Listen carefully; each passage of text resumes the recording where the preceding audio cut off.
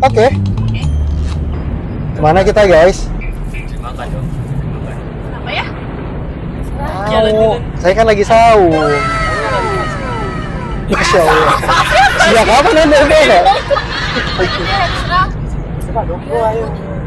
Terserah, dari tadi kanan kiri kita lewat udah nggak ada yang masuk nih. Bisa bablas kita.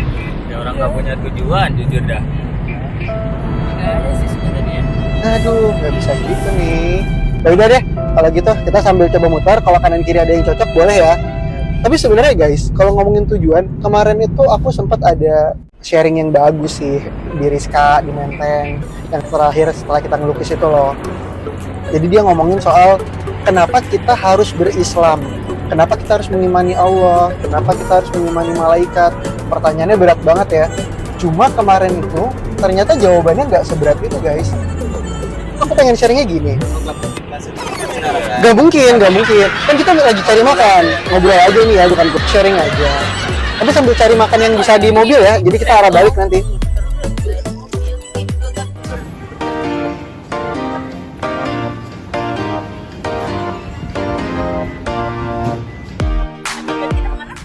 Kantor.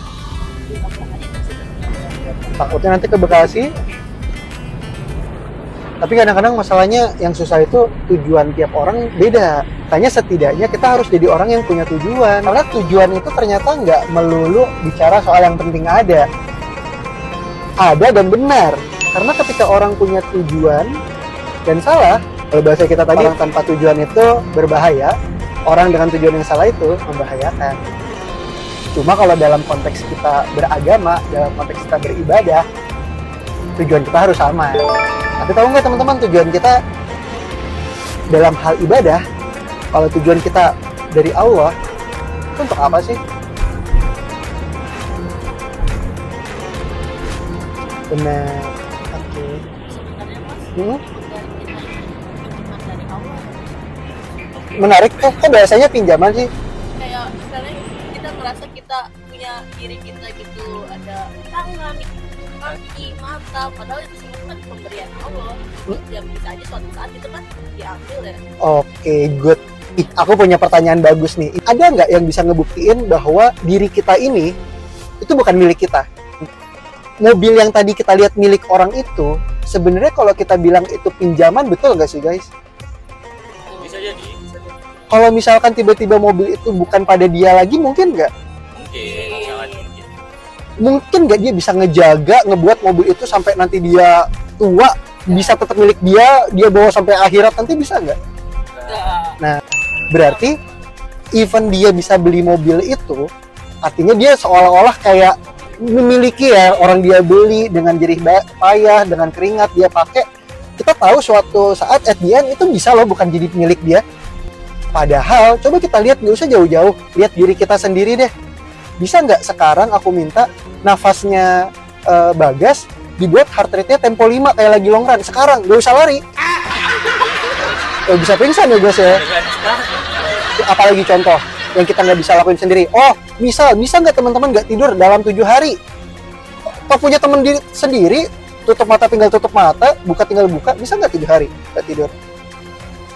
Jadi dari diskusi kita terakhir, kita tahu, oh kita suka luput bahwa karena kita dari lahir udah punya 2 mata, punya 2 kaki, kemudian bisa bernafas, bisa makan, kita pikir semua itu adalah milik kita, yang nggak mungkin kita nggak bisa kendalikan. Padahal nyatanya nggak begitu. Dan sayangnya orang-orang yang melabel dirinya itu akademis, kadang-kadang malah makin jauh dari mempertanyakan apa tujuan dia hidup. Bahkan dia ngerasa, jangankan dirinya sendiri, penciptaan langit dan bumi aja loh dia bilang itu cuma kebetulan. Dia nggak percaya sama Tuhan, dan dia merasa dirinya itu yang paling science. Sering denger ya, laqad khalaqnal insana fi ahsani taqwim, bahwa manusia itu diciptakan dengan sebaik-baik makhluk. Kenapa kita disebut sebaik-baik makhluk? Karena kita dibilang bisa mensifati malaikat, bahkan lebih mulia daripada malaikat. Teman-teman, malaikat itu Allah ciptakan memang tanpa nafsu. Tugasnya malaikat itu memang untuk berzikir ke Allah. Masing-masing punya tugasnya dan nggak bisa dia nentang Allah. Di manusia, ketika kita taat, ketika kita mensifati malaikat, ingat kita taat ketika kita menahan nafsu kita, sehingga kita dikatakan lebih mulia daripada malaikat. Jika bisa, hati-hatinya, celakanya, Allah juga bilang di saat yang sama, kita juga bisa mensifati hewan. Hewan itu gimana sih? Dia hidup, lahir cuma untuk makan, minum, bersenang-senang, ya kan, melampiaskan syahwat, mati, selesai. Nggak dibangkitkan lagi. Manusia ada nggak yang kayak gitu? Ada. Ada. Dan bahayanya, celakanya, ada loh manusia melakukan yang lebih daripada hewan yang tidak berakal. Apa contohnya? Kalau kita lihat kambing sama kambing, cowok sama cowok, pernah nggak kita lihat dia romantis-romantis? Nggak ada. Nyambung ya, kurang lebih. Terus kita harus ngapain? Nah, itulah pentingnya kita untuk beriman. Nah, kita tahu, kita itu bukan milik diri kita sendiri, tapi miliknya Rabbul Alamin. Rabbul Alamin itu Allah itu adalah pencipta. Itu Allah juga penjaga. Dan Allah juga memelihara. Terakhir, Allah itu yang memberi rezeki. Ketika itu di alam luas, Allah itu ngejamin loh. Cicak-cicak di dinding, diam-diam merayap.